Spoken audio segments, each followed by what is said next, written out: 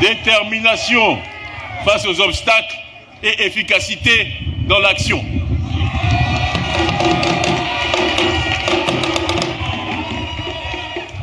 Grand merci à tous ceux qui ont parlé avant moi ce matin.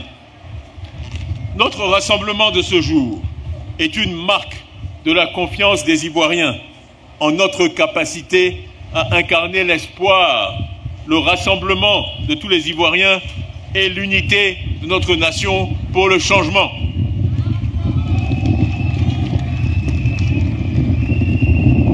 L'unité, l'union est le premier mot de la devise que le président Félix Houphouët-Boigny, paix à son âme, a donnée à notre pays. Union, discipline, travail.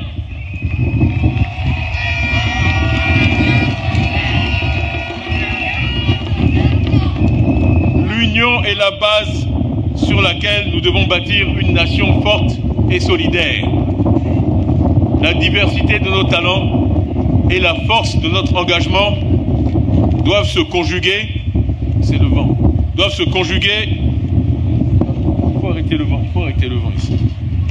Il faut arrêter le vent. Doivent se conjuguer pour le vent souffle comme ça. Doivent se conjuguer pour forger une Côte d'Ivoire où chacun trouve sa place et où chacun contribue activement au progrès collectif. Je répète, c'est le vent qui nous dérange, mais ça rafraîchit un peu.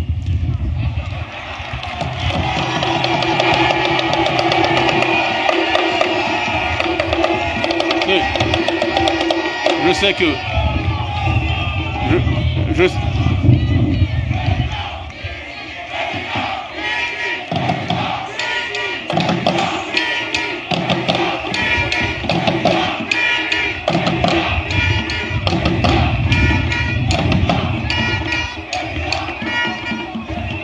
Donc, même le vent est avec nous.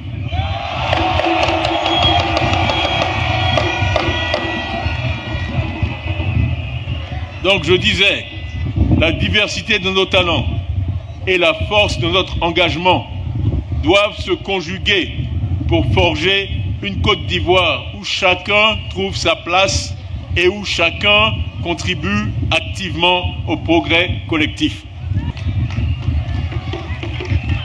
Nous devons nous engager pour un projet inclusif pour notre pays. Il n'y a qu'une seule Côte d'Ivoire et nous formons un seul peuple. Quelles que soient nos régions d'origine, nos ethnies, notre classe sociale, notre parti politique, nous devons penser en tout temps à l'unité de notre pays. La diversité des organisations que vous représentez ce matin constitue une réelle opportunité pour avancer vers notre idéal, celui d'une Côte d'Ivoire meilleure, d'une Côte d'Ivoire plus unie. Membres de la société civile, vous regroupez en votre sein une diversité d'acteurs, d'opinions, de religions, et vous œuvrez tous, chacun à votre manière, mais avec tout votre cœur, pour la promotion des droits de l'homme, le développement social et économique, ainsi que la consolidation de la démocratie en Côte d'Ivoire. Que vous soyez une ONG, une association, un syndicat, une organisation de jeunesse et de femmes, un groupe religieux ou encore une structure de défense des droits de l'homme, vous voulez tous une Côte d'Ivoire où les plus faibles trouvent leur place.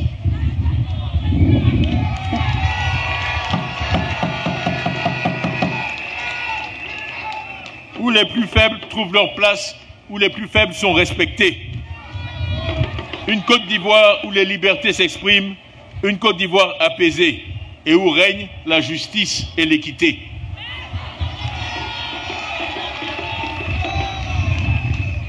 Si j'ai tenu à ce que nos frères et sœurs qui souffrent d'un handicap et que je salue à nouveau, que je vous demande de saluer,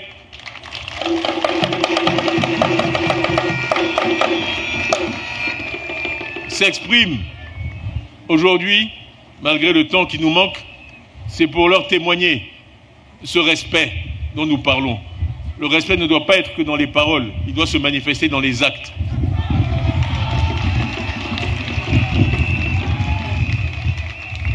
Et je peux vous dire que la personne qui vous parle est la personne qui a mis en place en 1995 sur le campus d'Abidjan les premières rampes d'accès aux amphis pour handicapés.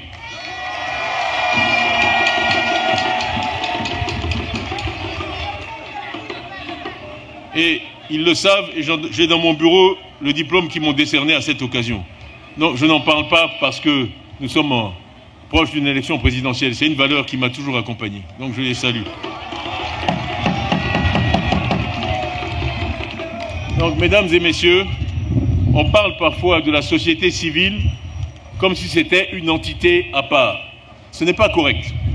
En fait, la société civile, pour moi, c'est la nation tout entière. Et la nation tout entière est la société civile.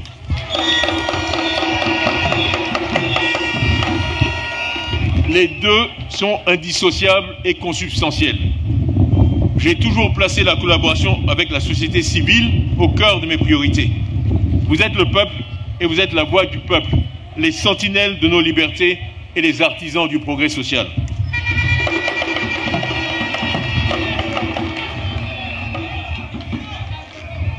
Dès que nous assumerons les charges du pouvoir, nous travaillerons ensemble à lever les obstacles qui entravent votre développement en tant que société civile, notamment le fait qu'à cause du manque de financement, vous soyez parfois dépendants de financement extérieur ou pire, de pression politique. Les défis majeurs qui nous attendent, l'accès à l'éducation et à la santé pour tous, la lutte contre la pauvreté, la lutte contre le chômage des jeunes,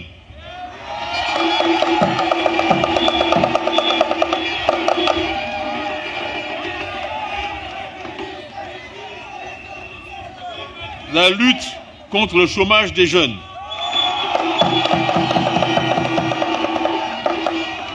la préservation de notre environnement, le renforcement de la cohésion sociale et l'amélioration de la condition des femmes.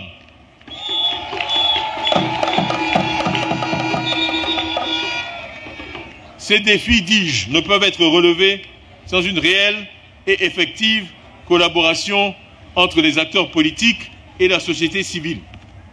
Nous voulons donc, pour une Côte d'Ivoire forte, une société civile forte, indépendante et respectée, qui est pleinement associée aux décisions politiques et aux grandes réformes nationales. Vous savez qu'en Angleterre, j'ai eu l'honneur de diriger Prudential, qui est le premier groupe d'assurance britannique, mais surtout de retraite. Et j'ai pu observer dans la démocratie britannique, qui pour moi est la plus accomplie au monde, à quel point aucune loi ne pouvait être conçue, pensée ou préparée sans une consultation systématique avec la société civile. C'est pour ça qu'en Angleterre, les lois sont respectées.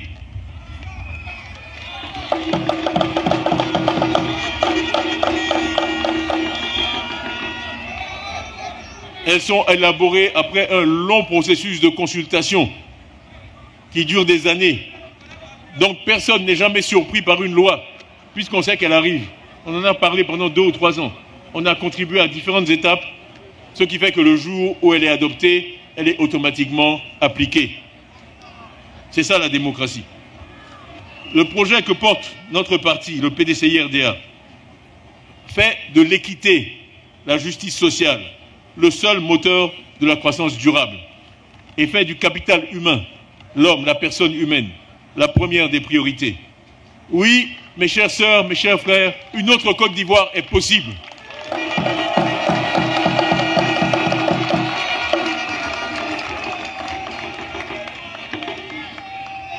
Une Côte d'Ivoire qui n'est plus la Côte d'Ivoire de « c'est notre tour maintenant », mais celle de « c'est le tour de tout le monde ».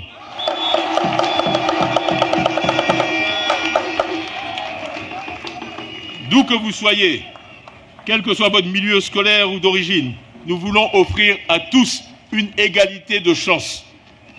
Une Côte d'Ivoire où l'éducation et la santé ont la priorité, pas seulement dans les paroles, mais dans les actes. Notre projet, c'est ce changement-là, un changement qui profite enfin à tous les Ivoiriens.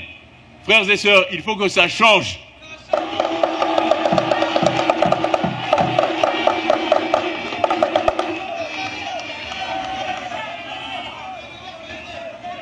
Il faut que ça change.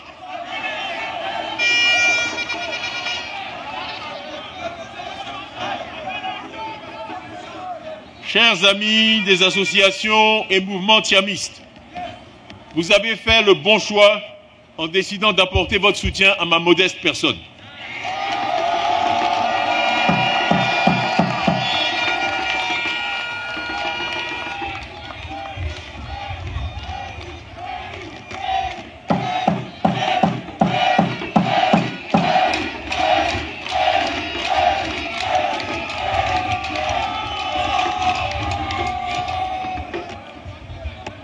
Je peux vous faire une révélation. Ce mouvement a commencé quand une poignée de personnes, il n'est pas plus que 4 ou 5, ils se reconnaîtront. La plupart sont derrière moi aujourd'hui. Sont venus me voir en Suisse, à Zurich, et m'ont demandé de revenir en Côte d'Ivoire. Et je leur ai dit que pour ma part, j'ai toujours été prêt à revenir en Côte d'Ivoire. Mais que pour que je puisse revenir et réussir, il fallait que les Ivoiriens soient prêts pour moi.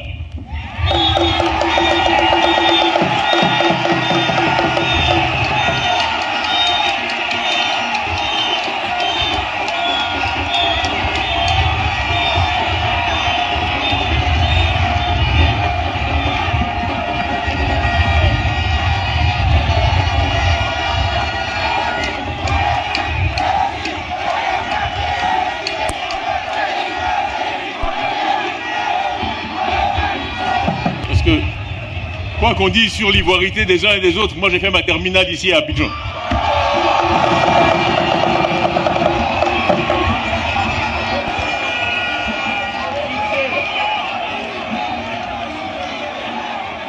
Vous savez, dans la vie, je ne parle que de moi.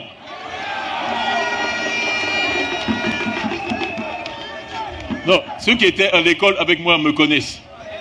Thiam, il a toujours été pour le travail, pour la rigueur, pour la discipline, pour la transparence.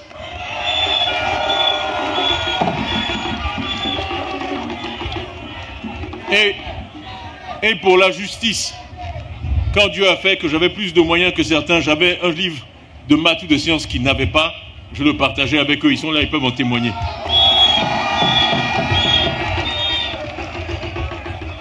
Donc, voilà ce que Thiam représente. Donc je leur ai dit, est-ce que la Côte d'Ivoire est prête pour ça vraiment?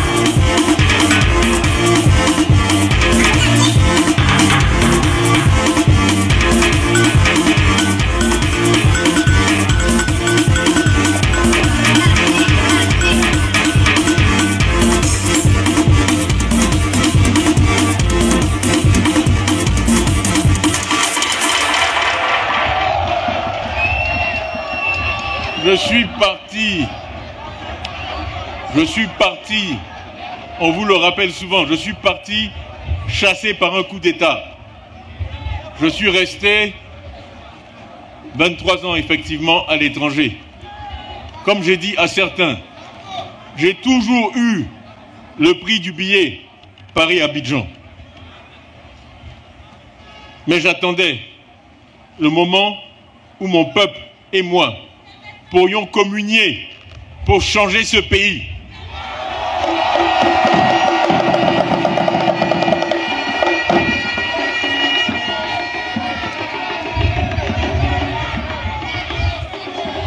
Ce moment est enfin venu et je suis là devant vous. Ensemble. Et vous ne pouvez pas savoir la joie que ça me fait de vous voir, d'être là avec vous. Merci. Merci.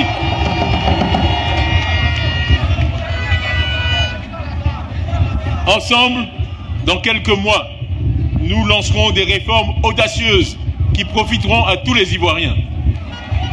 Mais pour que cela se réalise, il nous faut d'abord travailler pour une élection transparente et crédible. Il faut que cette fois, les résultats annoncés reflètent réellement le vote des Ivoiriennes et des Ivoiriens tel qu'exprimé dans le secret de l'isoloir.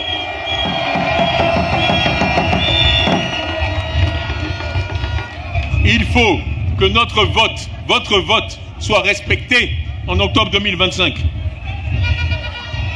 Nous arriverons à cela par une présence active et vigilante à tous les stades du processus, jusqu'à la proclamation des résultats que nous réclamons en public, en temps réel et bureau de vote par bureau de vote.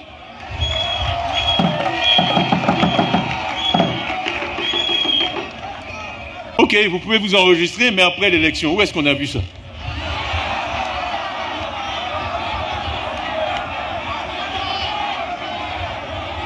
Vous pouvez, en d'autres termes, comme je vois que vous aimez le foot, vous pouvez marquer des buts, mais après la fin du match.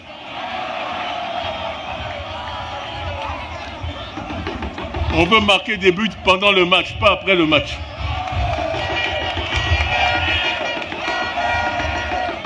Alors.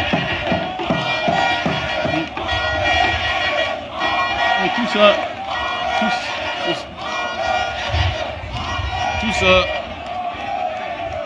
ça c'est malheureux. Je finirai là-dessus. Je ne veux pas citer son nom, mais un de mes anciens collaborateurs, qui était la cheville ouvrière de la CEI, a dû payer de son poste le simple fait d'avoir travaillé avec moi.